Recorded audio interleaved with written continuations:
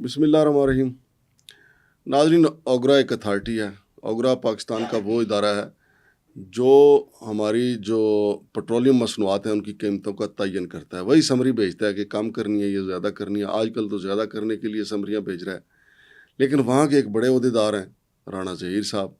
ان کے حوالے سے ہمارے پاس معلومات آئی ہیں کہ وہ اب کوشش ہے ان کی وہ چیئرمین اوگرا لگ جائیں. کوشش ہے، لابنگ کر رہے ہیں، لیکن ان کے خلاف 3 FIR بھی ہیں لین دین کی. کسی نے 20 لاکھ کی، کسی نے کچھ. وہ ساری ڈیٹیل آپ کے سامنے رکھیں گے کہ کیوں FIRs ان کے خلاف ہوئی ہیں. تو رانا ظہیر صاحب بھی اس حوالے سے اگر اپنا موقف دینا چاہیں تو ہمارا پلیٹ فارم حاضر ہے. لیکن آج ہم ان کے حوالے سے جو ہمارے پاس معلومات آئی ہیں وہ آپ کے سامنے رکھتے ہیں کہ اگر رانا صاحب چیئرمین اوگرا لگ گئے تو پھر پٹرولیم مصنوعات کا ریٹ کتنے جاسی. میرے ساتھ موجود ہیں جناب SH بنگش صاحب. ان سے ہم جانتے ہیں کہ یہ FIR ان کے خلاف رانا ظہیر صاحب کے خلاف کیوں ہوئی اور اس کے جواب میں انہوں نے کیا کیا. یہ ساری معلومات آپ کے سامنے رکھتے ہیں. السلام علیکم بنگش صاحب. جی وعلیکم السلام مانگر صاحب. بنگش صاحب، پہلے تو یہ بتائیے کہ رانا ظہیر صاحب جو ہیں اس وقت کرنٹلی کس عہدے پہ فائز ہیں اوگرا میں؟ بہت شکریہ مانگر صاحب. جو رانا ظہیر احمد صاحب ہیں یہ senior executive refinery and industry ہیں اوگرا میں. اچھا، ناظرین کو یہ بتا دیں اوگرا کا مطلب oil and gas regulatory authority authority. جی، تو یہ جو ہے نا لابنگ کر رہے ہیں. ہمارے سورس کے مطابق ہمیں نیوز ملی ہے چیئرمین اوگرا بننے کے لیے. ان کا حق ہے، وہ ادارے میں کام کرتے ہیں، بے شک بنے. ہمارا اس سے کوئی تعلق نہیں ہے. ہمارا تعلق جس چیز سے ہے وہ میں آپ کو بتانے لگا ہوں. مانگر صاحب FIR 94/22 police station Gulshan Iqbal Karachi, ان کے رانا ظہیر صاحب کے خلاف. ہاں، یہاں پر جی سید شاہ محی الدین قادری صاحب نے اپلیکیشن دی ہے ان کے خلاف. اور انہوں نے کہا ہے کہ جی ظہیر احمد سن آف محمد انیف خان نے جو ہے نا ان سے 20 لاکھ روپیہ جو ہے نا ادھار کے طور پر لیے تھے 2 سے 3 مہینے کے ٹائم پہ، کہ میں آپ کو 2 سے 3 مہینے کے اندر واپس کر دوں گا. لیکن اس پہ سال گزر گیا اور انہوں نے 5 لاکھ کے چیک دیے جو کہ ایک بار نہیں 3 بار باؤنس ہوئے، ڈس آنر ہو گئے. تو میں بہت مجبور انسان ہوں. یہ FIR کے الفاظ ہیں کہ میں بہت مجبور انسان ہوں، پھنسا ہوا ہوں، مجھے پیسے چاہیے، خدا را مجھے ان سے پیسے ریکور کرا کے دے. میں ان سے مانگ مانگ کے تھک گیا ہوں، یہ نہیں دے رہے، ٹال مٹول سے کام لے رہے. آگے چلیے. مزے کی بات یہ ہے کہ پھر ایک اور FIR نمبر 147/22 پولیس اسٹیشن گلستان جوہر میں حمزہ قیوم خان صاحب نے سیم اپلیکیشن دی ہے. اور انہوں نے کہا ہے کہ جی ظہیر احمد صاحب نے 2 سے 3 مہینے کے وقت پر مجھ سے 50 لاکھ روپے جو ہے نا ادھار لیے اور 3 مہینے کا ٹائم لیا کہ میں آپ کو واپس کروں گا. کون مدعی ہے اس میں؟ اس میں ہے جناب حمزہ قیوم خان صاحب. اچھا، ٹھیک ہے، گلستان جوہر کا تھانہ ہے. FIR 147/22. لیکن اسٹینڈرڈ چارٹرڈ بینک اور میزان بینک کے 12.5 لاکھ روپے کے جو چیک ہیں وہ ایک سے زیادہ بار باؤنس ہو گئے ہیں جو انہوں نے دیے تھے. لہٰذا مجھے اپنے پیسے واپس چاہیے، میری مدد کریں.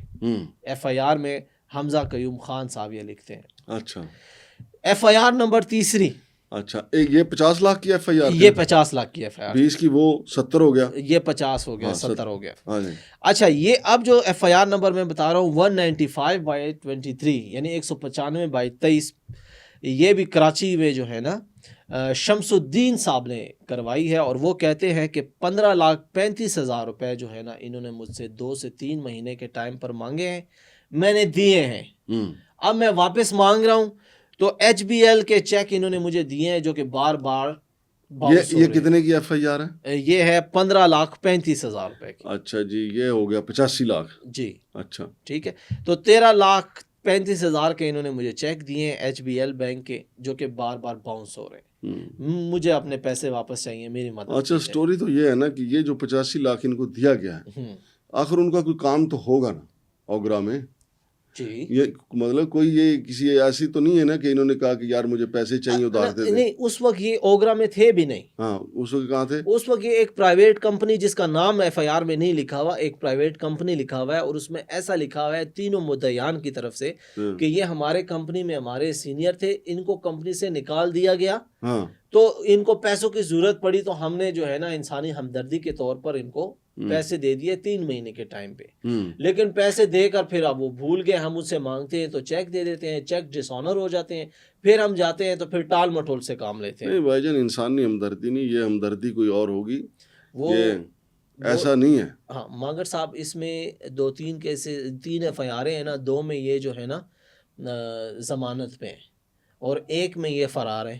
ہوں، یہ اس پولیس کا ریکارڈ ہے، میں اپنی اسکرین پہ ناظرین کے لیے مفرور ہے شو ایک کر، میں۔ مفرور ہے۔ ہوں، تو کہنے کا مقصد یہ کہ ہماری جو ہے نا اعلیٰ اتھارٹیز سے جو ہے نا ہوں، وہ ریکویسٹ ہے کہ آپ چیئرمین اوگرا بنانے سے پہلے ان کا یہ معاملہ جو ہے نا یہ سلجھائیں، ہوں۔